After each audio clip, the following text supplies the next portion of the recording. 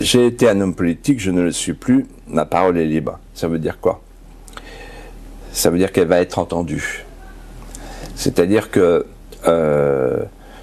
tout ce que je peux dire aujourd'hui de conversations privées qui figurent dans ce livre, je ne pouvais pas le dire quand j'avais l'obligation de réserve, quand j'étais un homme politique. Mais surtout, la parole d'un homme politique, elle est suspecte. Je suis aussi libre que je l'étais quand je me suis exprimé, j'ai écrit 20 livres, y compris sur les abeilles, sur l'islamisation de la France, les mosquées de Roissy, etc. Ces livres étaient un peu lus, ils n'étaient pas crus. Ma parole aujourd'hui, elle n'est pas suspecte. Elle est reçue pour authentique. Pourquoi? Rien n'a changé, je dis la même chose qu'avant. Sauf que je ne suis plus un homme politique. En d'autres termes, c'est très intéressant à observer, pour quelqu'un comme vous qui est un observateur averti de la vie politique. C'est que la parole politique, au sens électoral, au sens partisan, n'est plus entendue, n'est plus écoutée, elle est suspectée, parce que le pouvoir n'est plus un service mais une consommation, alors que la parole métapolitique des Zemmour, Onfray, Régis Debray et tant d'autres, de toute sensibilité, elle est sollicitée, elle est accueillie, elle est guettée, elle est crue. Donc ça veut dire qu'en fait, la politique, la vraie politique, a quitté la politique. Tout autant que le pouvoir n'a plus le pouvoir. Quand M. Hollande nous dit « voilà ce qu'on va faire demain », il ment. Il ment. Comme Sarkozy. Pourquoi? Parce que depuis 30 ans, depuis le traité de Maastricht, ils ont remis leur pouvoir. Un bout à Washington, un bout à Bruxelles, un bout à Francfort, un bout à Genève. La potestas, le pouvoir de gouverner, a été remis à Bruxelles. L'auctoritas est chez Ruquier. Donc il ne reste rien. Il ne reste plus que le roi est nu, si l'on peut dire. Il reste le casque et le scooter, si vous me permettez. Une métaphore un peu audacieuse. Fillon, je le connais bien, et il m'a raconté un jour, quand il était attaché parlementaire de Joël Le Teul, j'ai quitté la Vendée parce qu'elle est blanche, moi je veux faire une carrière politique, donc je ne peux pas rester en Vendée. Donc ça commence comme ça. Donc il se déracine, et il va dans la Sarthe, et après j'ai eu de nombreuses conversations avec lui. Fillon, en fait, il fait partie de cette génération qui considère le pouvoir, non pas comme une promesse d'autoritas, mais comme une consommation. C'est le consumérisme politique, c'est l'hédonisme politicien. Et d'ailleurs, on voit bien la différence, regardez, c'est d'ailleurs intéressant. Il y a le livre d'un fantôme, là, qui est parti depuis 6 ans, qui n'est plus rien. Sinon, créateur, entrepreneur du Puy du Fou. Mais enfin, ça n'a rien à voir avec la politique. Qui écrit un livre politique, on est à 100 000 et plus, premier à livre hebdo. Et pendant ce temps-là, le pauvre Juppé se traîne. Et Fillon, il est déjà dans les abysses par rapport à moi. Donc ça veut dire qu'en fait, les gens ne se trompent pas entre la métapolitique et la politique. Pourquoi? Parce que moi, ce que je dis, et ce que j'ai vécu, c'est la tradition de Saint-Louis, tradition de Jeanne d'Arc, tradition capétienne. Le pouvoir est un sacrifice. On m'a toujours appris ça. C'est pour ça que je suis parti. Je suis parti du jour au lendemain. Parce que tous les matins, je me disais en ouvrant mes volets, aujourd'hui encore, je vais boire un bol de crapaud. Mais un jour, je partirai. Il faut savoir partir. Il faut savoir se détacher. On n'est pas là pour le pouvoir, on est là pour servir. Le pouvoir est un sacrifice. La politique sacrificielle. Aujourd'hui, l'hédonisme politicien. On fait carrière. Et les gens le sentent. Et c'est horrible. Parce que pendant que les gens se traînent dans la misère, dans l'angoisse, dans le sentiment de dépossession d'eux-mêmes avec l'islamisation de la France, les hommes politiques, eux, se pavanent dans les médias, dans les instances de marketing, pour construire leur profil, dessiner leur parcours. Ils s'occupent pas Sarkozy et Hollande compris? Ah mais Sarkozy et Hollande, c'est emblématique. Le fin du fin. Voilà. Et donc en réalité, ma parole, elle est libre, je peux tout dire, je peux révéler des choses que je ne pouvais pas révéler quand j'étais dans la vie publique, tout simplement parce que j'étais pressé par le temps et que c'était pas le moment. Par exemple, la présidentielle truquée de 1995. C'est-à-dire qu'il y a des candidats en face de moi qui avaient des comptes truqués. Ces comptes truqués ont été validés par le Conseil constitutionnel. C'est monstrueux. Je révèle dans ce livre comment on achète les sondages, comment on achète les élections, comment les hommes politiques sont achetés, comment les médias sont manipulés, comment la France est islamisée d'une manière volontaire. Et je crois même que sur ce sujet-là, j'aurais pu aller plus loin. Je me demande si l'islamisation de la France n'est pas un projet des hommes politiques, toutes catégories confondues, par haine de la France chrétienne. Bon.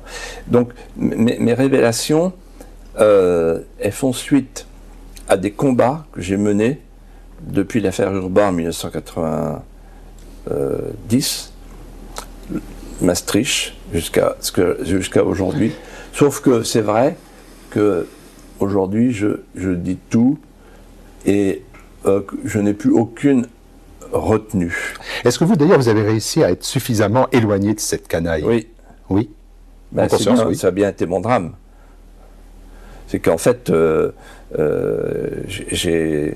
j'ai pris 3 distances successives. La première, au tout début, je suis président du Conseil général de la Vendée, j'ai écrit un livre qui s'appelle « Lettre ouverte aux menteurs et coupeurs de tête du bicentenaire ». Et là, dans mon entourage, on me dit « T'es foutu, t'attaques le mythe ». C'est-à-dire que j'explique qu'il y a un gène exterminateur dans le principe même de la Révolution. On s'en relève pas. Je m'en suis jamais relevé. Surtout le vicomte vendéen, fils de militaire, c'est la guillotine tous les 30 ans. Voilà. Après, je lance une campagne sur l'affaire Urbain. Je suis détenteur des cahiers à spirale qui montrent qu'en fait les socialistes truquent les marchés publics.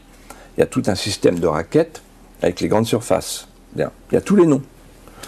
Moi, je monte à la tribune contre le garde des Sceaux, que j'appelle le garde des Sous, Nallet, et en fait, je révèle que Mitterrand, que la campagne présidentielle de Mitterrand a été payée par de l'argent sale. Mais je vois la droite apeurée qui se tourne vers moi, qui dit stop, stop. Et donc, en fait, je comprends que c'est Urbain et Torby. Et deuxième décalage, deuxième prise de distance. C'est-à-dire qu'on dit là, c'est le mouton noir. Et il y a même Michel Dornano qui vient vers moi avec gentillesse et qui me dit, avec une vulgarité dont il n'était pas coutumier, tu sais Philippe, ce que disait ma grand-mère, quand on va dans le tête à gorée, on ressort plein de merde.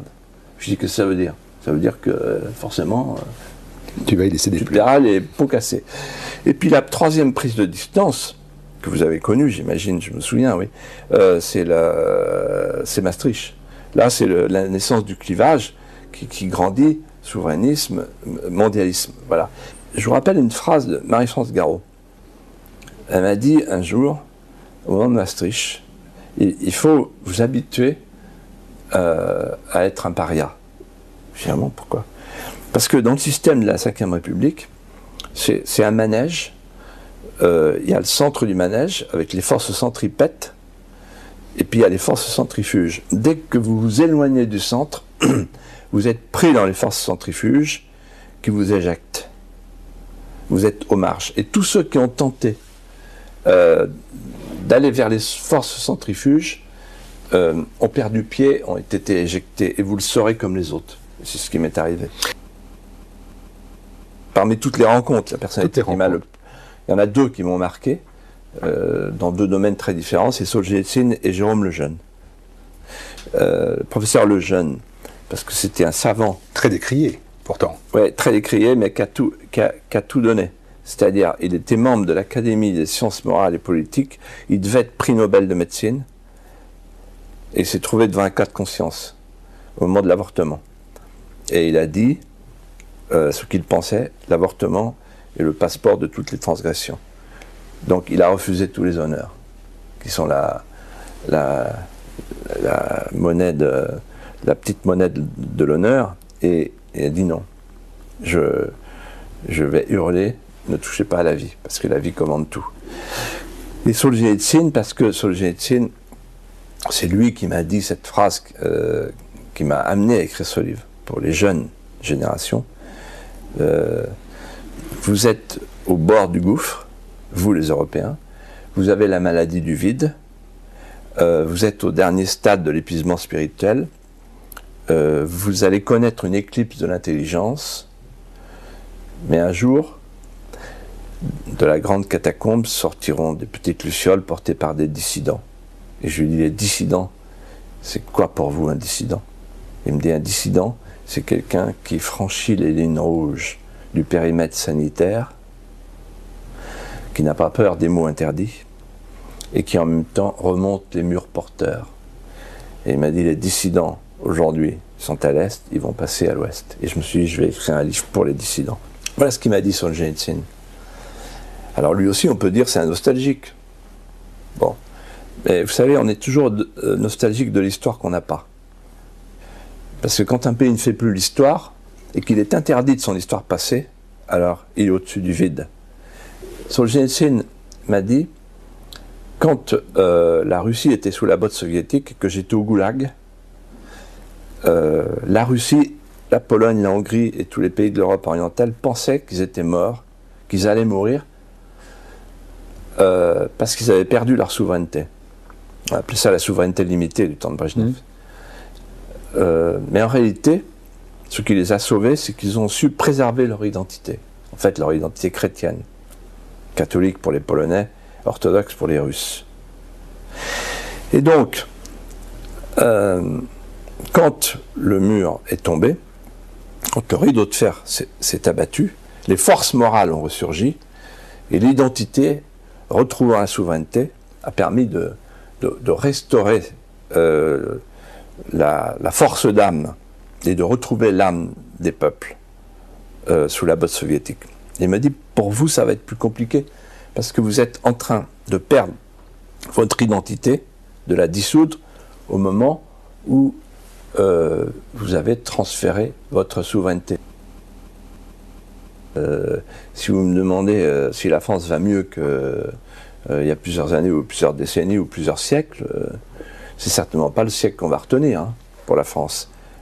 C'était mieux avant. Mais évidemment que c'était mieux avant, puisque la France est en train de mourir.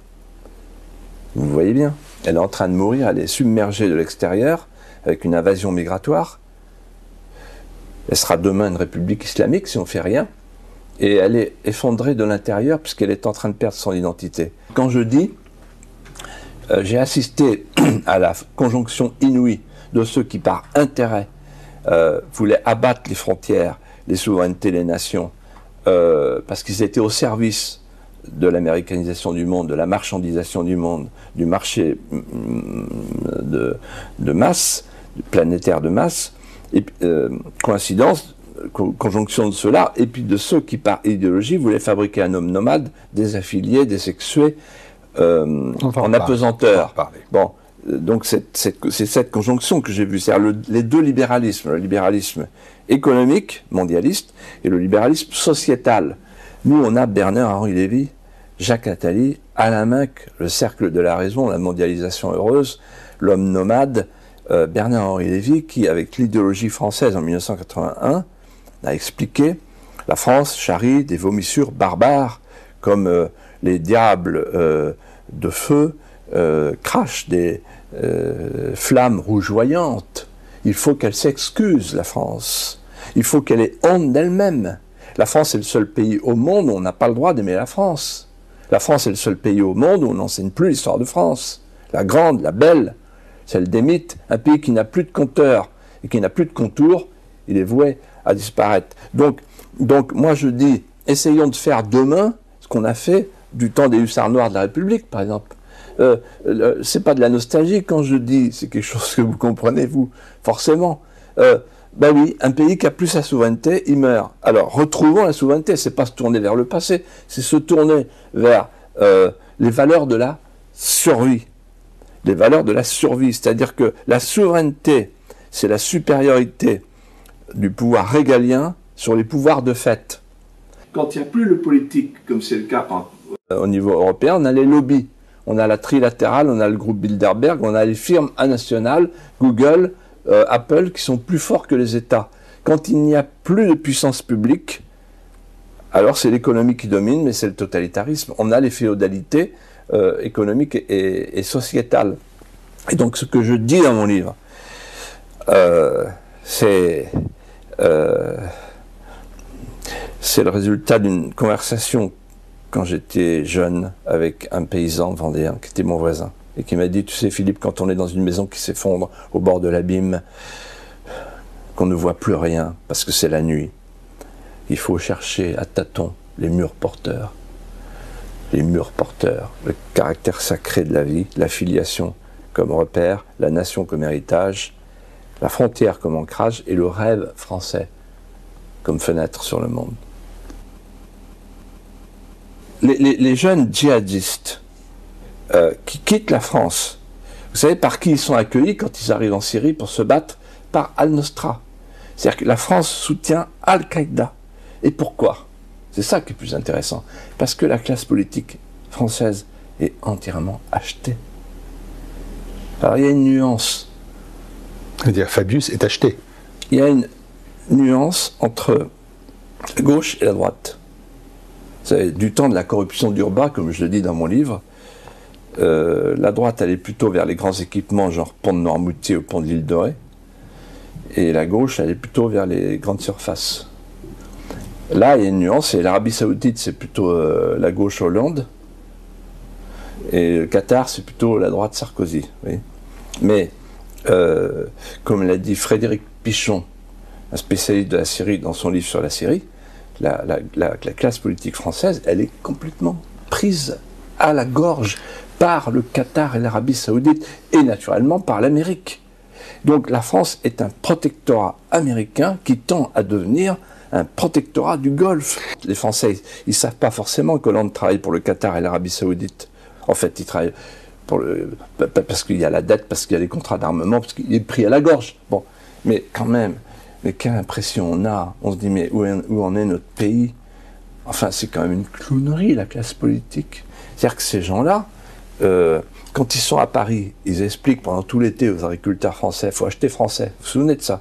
Avec le FOL. Il faut acheter français, Mais c'est pas possible. Ils ont signé des traités qui interdisent ça.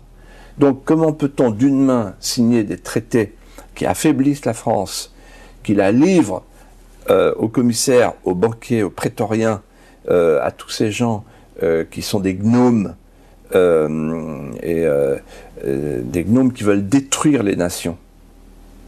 Et en même temps, comment ils peuvent s'adresser aux Français et dire on va essayer d'arranger vos affaires et de mettre un peu d'ordre dans tout ça et de la sécurité, etc. Tout comprenez, c'est le discours des hommes politiques. C'est, par exemple, en ce moment, moins il y aura de frontières, oui, ils sont là face à la caméra, moins il y aura de frontières, plus il y aura de sécurité. Moi, je vous le dis. Paradoxe ludique. Plus il y aura de migrants, moins il y aura de chômeurs. Plus il y aura de mosquées, moins il y aura d'islam et d'islamisme. Très fort. Bon, à force de jouer avec les paradoxes ludiques, plus personne ne les croit. Ils sont en train de changer de rubrique. Ils passent à la rubrique comédie-spectacle de Iago Brutus. Je pense qu'aujourd'hui, on a changé de système, on est passé d'une démocratie à une oligarchie depuis Maastricht, et que donc les élections ne servent plus à rien, ça vous le savez, et donc les Français ne le savent pas encore. Si c'est pour concourir, pour être le cotis du pauvre, avec un pot de fleurs dans les bras et terminer chez Sébastien comme ce pauvre Hollande, les hommes politiques sont des clowns aujourd'hui. Pourquoi? Parce qu'ils font mine. Ils mentent. Le mensonge, le mentir vrai d'Aragon. Le Parlement européen ne pèse rien. D'abord, on ne parlemente pas, parce qu'il n'y a pas de langue commune, etc. Mais c'est une instance d'influence où ne pèse que le gauchisme, le boboïsme de Cohn-Bendit, que j'ai bien connu, qui est d'ailleurs au centre de gravité. Lui, il voulait détruire les souverainetés, dissoudre les identités, faire la société multiculturelle à l'échelle européenne, abattre tous les murs porteurs, voilà. Et il était le roi du Parlement dans cet univers kafkaïen qui sonne les noces de Kafka et de Staline du point de vue de l'esthétique. Non, il était tout à fait à l'aise. Mais pour revenir au lobbying, en fait, ce que j'ai vécu à Bruxelles, il paraît que c'est normal. Et donc il y a 3000 policiers managers et 30 000 lobbyistes. Alors, tous les quarts d'heure, ils frappaient à ma porte. Et ils venaient au nom de l'industrie chimique, etc., du gaz, de toutes les grandes branches. C'est une réunion qui a eu lieu le 17 mars 2007, à laquelle j'ai été mêlé par le plus grand des hasards, parce que j'avais des jours en retard, il fallait que je vienne pointer. Donc avec ma carte, je suis rentré, et là, il y avait des nœuds papes partout. Le pape, l'hyperclasse, en fait. Ah bah, c'était top, la super classe invisible. Et je reconnais Kissinger. Il y avait Brzezinski, il y avait des grands patrons, Anne Lauvergeon, ils parlaient entre eux, puis il y a eu les discours, et je suis resté jusqu'au bout. Et en fait, ce que j'ai compris, c'est que c'était la trilatérale branche Europe. Ils étaient 400. Et il disait, il faut détruire les nations. Il disait, il faut détruire l'homogénéité des nations. Très intéressant. Pour pouvoir augmenter les marchés. Avoir le marché planétaire de masse. Et c'est eux qui ont inventé le mot gouvernance mondiale. Ils parlaient du réchauffement climatique. Ils disaient que dans les écoles, au lieu de dire aux enfants « sauvez votre pays, sauvez votre région, sauvez l'arbre qui est en face de chez vous », non, sauvez la planète, c'est là. Et ils parlaient de la nécessité de réunir dans le même combat les deux libéralismes, le libéralisme économique, en faisant sauter les frontières, et le libéralisme sociétal. Ils ont le droit de discuter entre eux, ce sont des chefs d'entreprise, ou discuter aussi avec des chefs d'entreprise, ils l'ont fait au Parlement européen, et pas forcément un complot. Absolument, c'est pas forcément un complot, ils n'ont pas besoin de comploter, ils ont le pouvoir. Ce que m'a dit un jour François Fillon, je lui ai dit, mais pourquoi tu vas au groupe Bilderberg? Parce qu'il est rentré, il a été agréé par le groupe Bilderberg, de même que son ami Alain Juppé l'année d'après. C'est quoi? Dans l'Évangile, on dit, faut pas mettre la lumière sous le boisseau. Ça vaut pour la franc-maçonnerie aussi. Pourquoi ils se cachent, ces gens-là? Pourquoi ils se cachent? Il vous a répondu quoi? Et il m'a répondu, incroyable la réponse, il m'a dit, que veux-tu, c'est eux qui nous gouvernent. Voilà. Donc en fait, le groupe Bilderberg, la trilatérale, ça existe. Alors, la différence entre moi et beaucoup d'autres, c'est beaucoup de gens disent, ah, c'est le complot, la conspiration mondiale. Non, mais non, ils ont le pouvoir. Ils ont le pouvoir. Et là, ils parlaient de quoi? C'est pas une conversation, là. Ils disaient, voilà les objectifs. Et parmi les objectifs, ce jour-là, en 2007, il y avait le fameux traité transatlantique. Et ce traité transatlantique qui se prépare, c'est un traité qui va installer un tribunal arbitral privé permettant aux entreprises multinationales, nationales, de traîner les États, de faire condamner les puissances publiques. C'est un traité dans lequel, par exemple, les appellations contrôlées, les appellations protégées disparaîtront. Et on nous imposera le poulet, le javel, etc. Donc en fait, c'est un traité qui va faire découvrir ce qu'est le fameux rêve européen. Le rêve européen n'était pas de construire une nation nouvelle à la place des nations défuntes à Maastricht.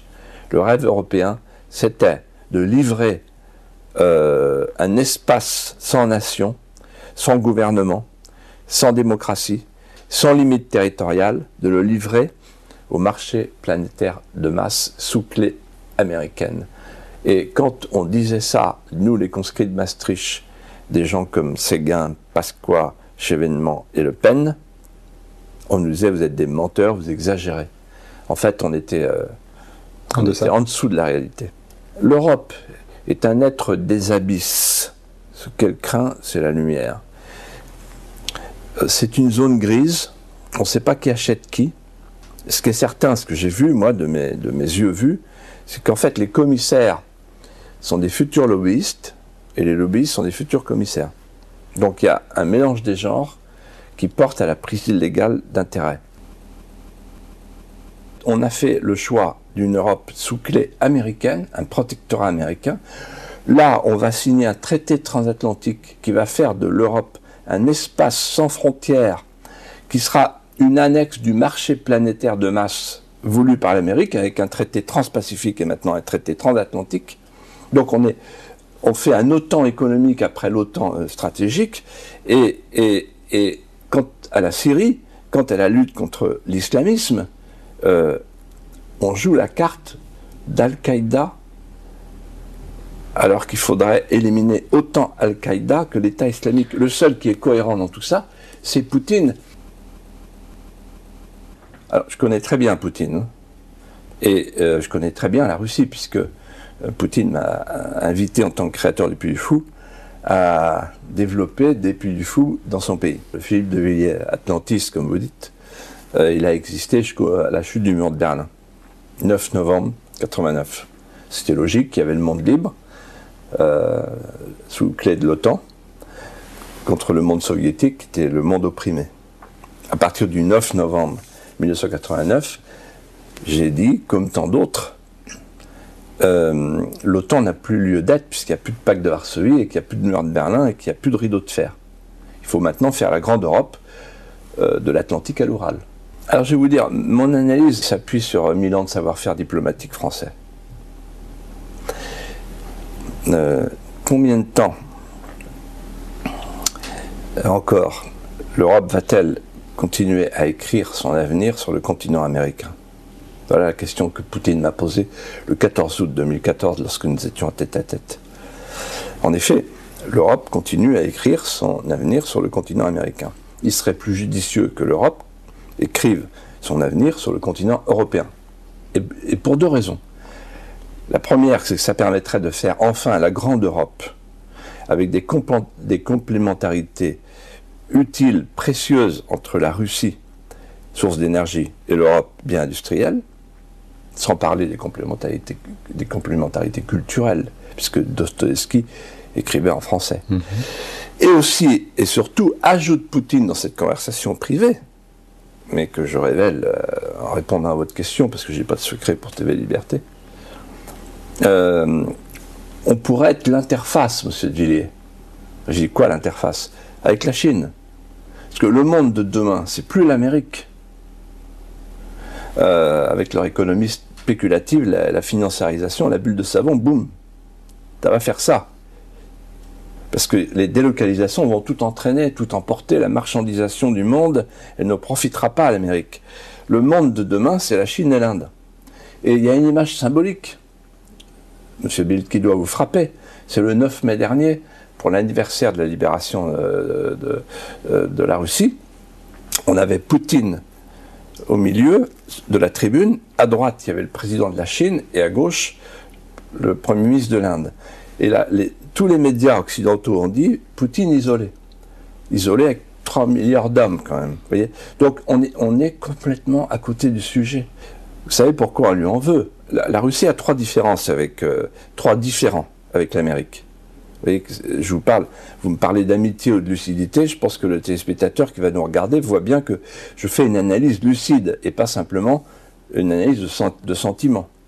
Bon.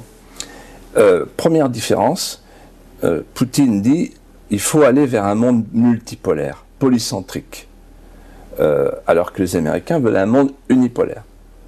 C'est dangereux. Deuxième différence, il faut une économie réelle et non pas une économie spéculative fondée sur la mobilité, la volatilité, la bulle de savon. On a vu ce qui s'est passé en 2008. Et troisième différence, la plus importante, et je réponds à votre question au fond. Poutine m'a dit, moi je veux pas les fémènes. Vous voulez les fémènes? Moi je veux pas. Il veut pas le mariage homosexuel, il veut pas, il veut garder ses valeurs, il veut garder l'identité de la Russie, et son travail aujourd'hui, c'est de restaurer les valeurs civiques, patriotiques, spirituelles de la Russie. Et la raison principale pour laquelle il a décidé d'aller en Syrie, je sais moi, personne n'en parle, c'est pour protéger les chrétiens. Il m'a dit, j'ai pris le relais de Saint-Louis. Parce que Saint-Louis avait fait une promesse aux chrétiens du Levant. La France ne vous abandonnera jamais, parce que vous êtes les premiers chrétiens. Nous sommes les chrétiens du couchant, vous êtes les chrétiens du Levant. Cette promesse, elle a été tenue longtemps, jusqu'à Mitterrand, exclusivement. Et on a abandonné les chrétiens du Liban, on a abandonné les chrétiens du Levant. Et aujourd'hui, Poutine remplit cette mission, il défend les chrétiens orthodoxes, il est vrai, de la Syrie. Donc franchement, c'est un chef d'État à l'ancienne, il travaille pour la fierté de son peuple. Un tsar. Et oui, mais moi ça ne me choque pas. Un tsar, ben, pourquoi pas. Vous savez, un tsar comme ça, on en aurait un à la place de Hollande. La Russie n'a pas poussé le bouchon trop loin. Je connais bien ce problème puisque j'en ai parlé avec Vladimir Poutine. En fait, que se passe-t-il? Il y a un président qui s'appelle Assad, président d'un État qui s'appelle la Syrie, qui est un État composite avec toutes sortes de minorités. Il est lui-même alaouite, qui est une variété de chiisme. Protégeant les minorités, protège aussi les chrétiens. Il suffit d'écouter les chrétiens de Syrie pour les entendre dire, par-delà les critiques qu'on peut faire sur Assad, s'il s'en va, c'est soit Al-Qaïda qui prend le pouvoir, c'est-à-dire Al-Nosra, que la France soutient, soit l'État islamique. Le problème est simple. C'est un mélange de stratégie politique et stratégie militaire.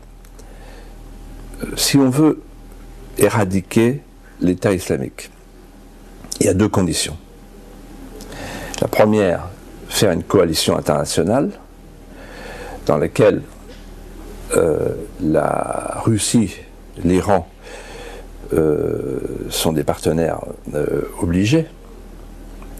Et ensuite, deuxième condition, avoir des troupes au sol. On ne gagne aucune guerre sans troupes au sol. C'est une fadaise, c'est une incongruité sur le plan stratégique de faire croire qu'on va gagner une bataille contre l'État islamique avec simplement des avions à 10 000 mètres d'altitude. Bon. Donc il faut des troupes au sol. Quelles sont les troupes au sol possibles? Les troupes de la région. On ne va pas envoyer des Français ou des Américains.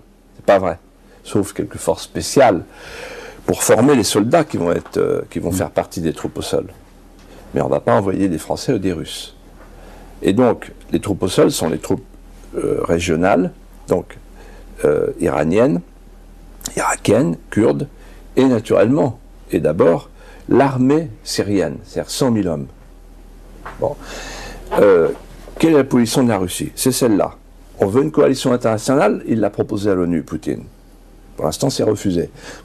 Et il faut conforter la Syrie, parce que c'est un État légitime, et on verra plus tard ce qu'il en sera du choix du peuple syrien. Mais pour l'instant, c'est un État légitime qui a une armée, et la seule armée qui peut lutter contre l'État islamique. Dans son dos, elle a la fameuse opposition modérée dont parlait Fabius quand il disait Al-Nosra fait du bon boulot. Il faut savoir que la France soutient, c'est grave ce que je dis, la France soutient Al-Nosra et une autre organisation salafiste. Il n'y a plus d'opposition modérée.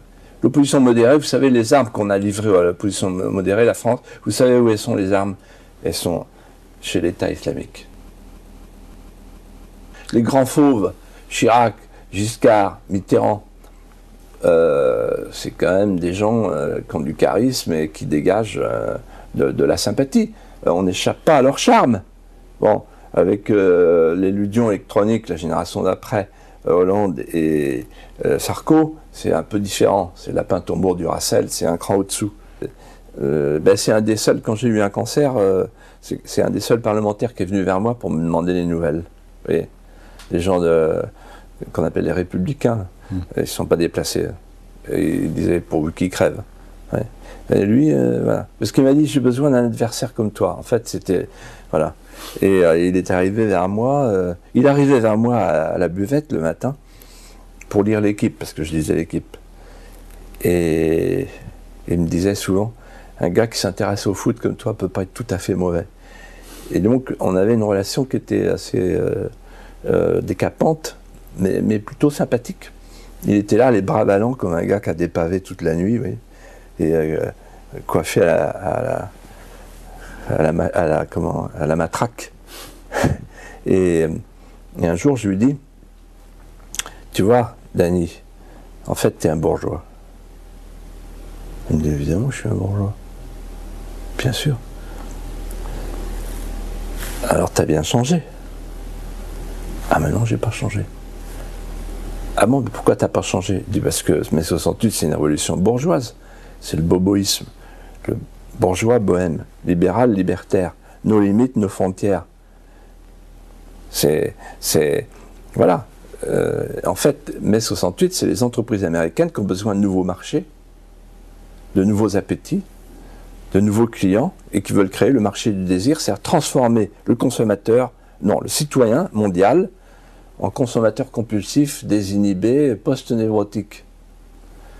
Et donc, en fait, mai 68, c'est ça. C'est cette révolution-là. Et un jour, je lui dis, mais finalement, ton fils spirituel, c'est Giscard. Il me dit oui. Moi, j'ai démoli l'État et lui, il démolira la nation. Et vous dites par exemple que Sarkozy, Juppé et Fillon ne sont pas des hommes de doctrine, mais des hommes de marketing.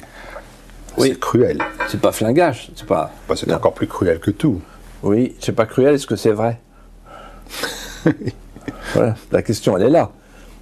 Est-ce que c'est vrai? Non, mais on est dans des hommes qui ont des convictions. Non, mais on est dans une société. Fillon a écrit un livre comme vous d'ailleurs. Oui, non, mais là, vous venez me faire sortir de mes gonds. Non, mais je pose une question simple. Il vient d'écrire un livre qui marche bien aussi d'ailleurs. Alors, vous savez, je vais vous raconter une histoire. Faire. Que je n'ai pas racontée dans mon livre d'ailleurs. Mais qu'est-ce que ça veut dire le marketing? Un jour, je me souviens, il y avait la préparation d'une émission qui s'appelle 7 sur 7.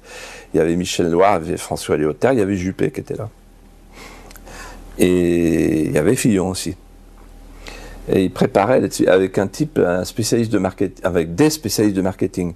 Et les spécialistes de marketing disaient aux hommes politiques, écoutez-moi bien, pas du tout sur un mode humoristique. Ils disaient, vous êtes des produits. Vous comprenez ça? Vous êtes des produits. On est à l'ère de la télévision de masse. Et donc, vous êtes des produits de grande surface. Donc, en fait, vous êtes des yaourts.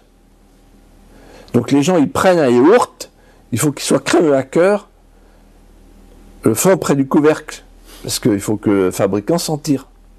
Donc, il n'y a pas trop de crème. Voilà. Ben, vous êtes ça. Voilà. Et alors, Michel Noir, je les vois tous, là. Et donc, qu'est-ce qu'ils pensent, ces gens-là? Je vais vous dire ce qu'ils pensent. Ils pensent à eux-mêmes. Ils pensent à rien sur la France. L'histoire de France ne les concerne pas. D'ailleurs, ils ne la connaissent pas. Sarkozy, par exemple, moi, j'ai pas d'acrimonie. Il est plutôt sympathique. Mais c'est un soumis à un dhimmi. Il s'est soumis à l'Amérique en faisant rentrer la France dans l'OTAN, un fait. Il s'est soumis à l'islam en créant le Conseil supérieur, etc., alors que l'islam sunnite n'entrera jamais là-dedans, il le sait très bien. L'islam de France, complètement aberrant. Il n'y a pas d'islam de France. Voilà. Et l'islam tout court, c'est l'Oumma. Donc il est ignare, comme Juppé, qui n'a jamais lu le Coran. Et puis enfin, il s'est soumis à Bruxelles. Il a quand même trahi les Français, qui ont voté non. Il a fait le traité de Lisbonne. Et puis Hollande a continué. Nicolas Dupont-Aignan, on s'est battu ensemble en 1999. J'ai de l'estime pour lui et je considère que son courage est une œuvre de patience qui est difficile et c'est un homme qui a ses mérites. Voilà. Il n'a pas changé d'idée depuis qu'il a commencé à défendre, à s'engager dans le combat souverainiste. Jean-Marie Le Pen, je n'ai jamais croisé sa route, on ne s'est pas rencontrés. Mais puisque vous ne me posez pas la question, je vais faire comme De Gaulle dans les conférences de presse. Voilà un homme qui est aujourd'hui au balcon et qui voit ses idées, comment dirais-je, exploser dans la vérité de ce qu'il avait prédit, alors qu'il est parti.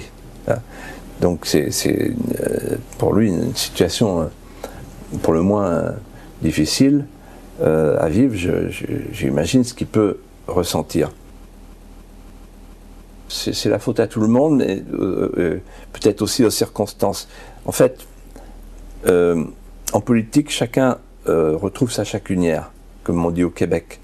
C'est-à-dire que, par exemple, on avait la possibilité au moment de Maastricht parce qu'on disait la même chose, en fait, les uns et les autres, y compris Chevènement. Mais Chevènement, le soir même du référendum, je me souviens de Pasqua et Séguin, en trinquant, disent « Oh là là, on l'a échappé belle ». Sous-entendu, oh, si jamais le non l'avait emporté, qu'est-ce qu'on aurait fait, quoi. Et parce que quand même, ils appartenaient au RPR, etc. Oui. Il y avait cette idée, chacun appartenait à un camp. Moi, j'étais aussi lesté par ma Vendée, le conseil général de la Vendée. Et souvent, d'ailleurs, Gollnisch m'en a fait le reproche en disant « Philippe, vous êtes un notable, et vous ne sacrifierez jamais la Vendée ». Et c'est vrai que je passais le plus clair de mon temps en Vendée, comme gouverneur territorial de la Vendée, faire le Vendée Globe, le Vendée Espace, etc. Enfin, et faire en sorte que la Vendée soit le département de France où il y avait le moins de chômeurs. Voilà. Alors bon, il ne faut pas pleurer sur le lait renversé. Je pense que la question que vous posez, c'est la question actuelle. Est-ce qu'un jour, il y aura une sorte de grande confédération patriotique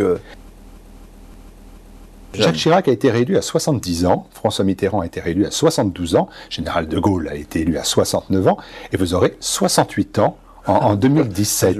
Alors le moment sera-t-il venu de dire « Je veux sauver la famille, la nation, les valeurs fondamentales, la vie, la transmission, la filiation, l'enracinement ». Vous avez l'âge, vous avez la capacité, vous avez le détachement, vous avez la hauteur, vous avez la notoriété, la crédibilité. C'est pas mon métier.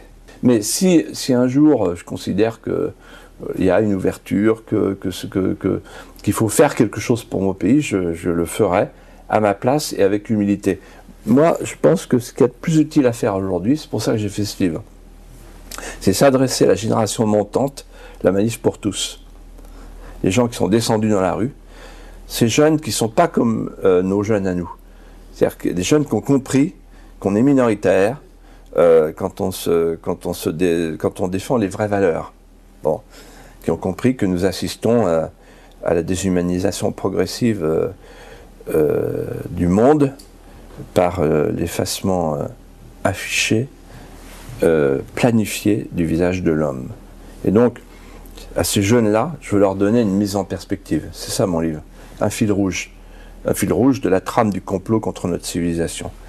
Et donc, si ce livre est une sorte de samizdat qu'ils vont mettre sous la pèlerine et qui va les déclencher pour sauver le pays, ce qu'on n'a pas pu faire nous, ben on aura œuvré d'une manière humble et féconde. Merci Philippe Davidier. Merci beaucoup.